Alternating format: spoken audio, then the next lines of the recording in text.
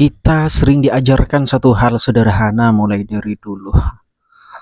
Di bangku kuliah misalkan, pasar itu objektif katanya. Harga naik karena permintaan, harga turun ya karena kelebihan produksi. Terdengar logis, terdengar ilmiah. Tetapi ada satu hal yang jarang dibahas. Permintaan itu sendiri itu dibentuk.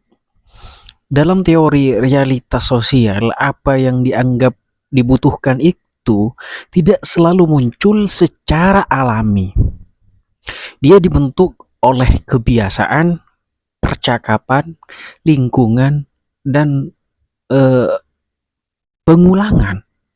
Artinya, pasar tidak pernah benar-benar netral.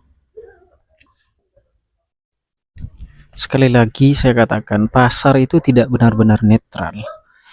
Tetapi ia adalah hasil dari apa yang dipercaya bersama. Sekarang kita lihat pola sederhananya. Ketika semua orang bicara tentang cabai, maka cabai terasa penting. Ketika media, kemudian pasar dan percakapan terus mengulang komoditas yang sama, cabai-cabai atau bawang-bawang, maka terbentuk satu realitas. Ini yang utama, ini yang penting, ini yang benar, padahal belum tentu. Ini kemudian yang disebut dengan konstruksi realitas. Bukan kebohongan, tetapi juga bukan kebenaran murni. Dia adalah kesepakatan diam-diam yang dibentuk. Sekarang masuk ke bagian yang lebih komprehen, lebih dalam lagi. Kenapa petani terus masuk ke komoditas yang sama? Ya jawabannya bukan sekedar ekonomi saja, tetapi itu adalah tekanan sosial. Tetapi juga ada tekanan sosial. Ketika satu desa melihat tetangganya tanam cabai, maka pilihan lain terasa beresiko, bukan karena salah, tetapi karena berbeda. Dan manusia secara alami takut berbeda. Ya, manusia itu takut berbeda, kawan-kawan. Nah, disinilah realitas sosial itu berperan, bekerja paling kuat. Dia tidak memaksa, tetapi membentuk rasa aman. Dan rasa aman sering lebih kuat daripada logika.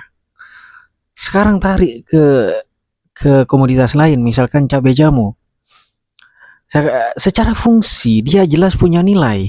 Masuk industri, dia disimpan, permintaan stabil, itu juga bisa.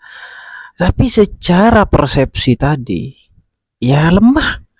Karena tidak masuk percakapan utama, tidak masuk yang viral, tidak sering dilihat, tidak sering dibahas. Akibatnya dia kalah bukan ya karena kualitas, tetapi karena visibilitas. Ini yang brutal dari realitas sosial itu. Nilai bisa kalah dari narasi. Sekarang bayangkan, ini dalam skala lebih besar ya. Bayangkan dalam skala lebih besar, bukan hanya petani tetapi seluruh desa.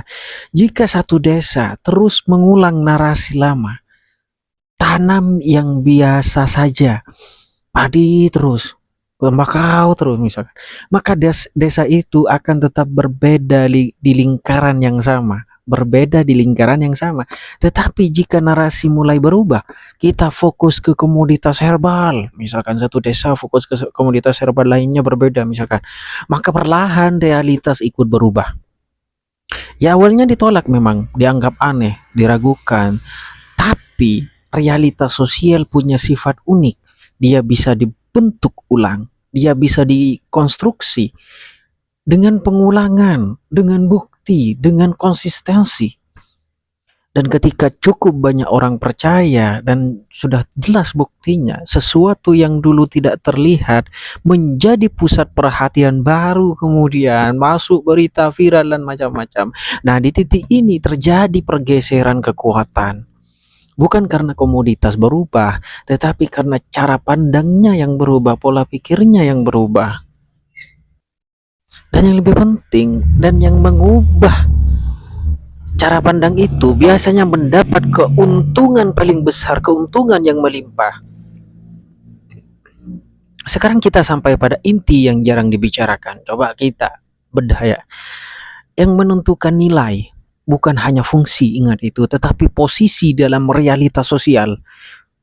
Bukan hanya fungsi, tapi posisi.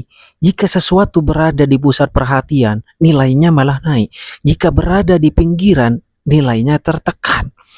Cabai jamu berada di pinggiran dan bagi sebagian orang itu kelemahan. Tetapi bagi yang mengerti permainan itu adalah celah game teori. Karena selama sesuatu belum masuk realitas umum, dia belum diperebutkan. Dan selama belum diperebutkan, dia masih bisa dikendalikan. Ini bukan tentang melawan pasar. Ini tentang memahami bahwa pasar bukan sesuatu yang tetap ataupun absolut.